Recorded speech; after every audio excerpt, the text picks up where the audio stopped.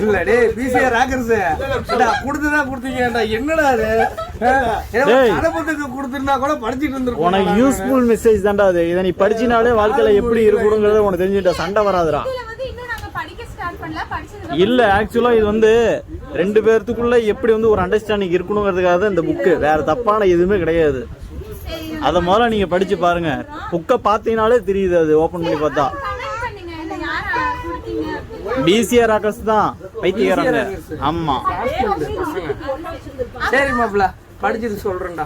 சரி இத சொல்லுங்க. அப்புறம் thank you so much Sukanya Suguna Gayathri அப்புறம் வினோதினி பேர் மறந்துட்டேன். வரல நீ ஃபோன் பண்ணு நான் உன்னை பிடிச்சி திட்றேன். சரி ஓகே. இந்த பொண்ணு தான் வந்து போட்டோல ஏமாத்திட்டு இருக்குது.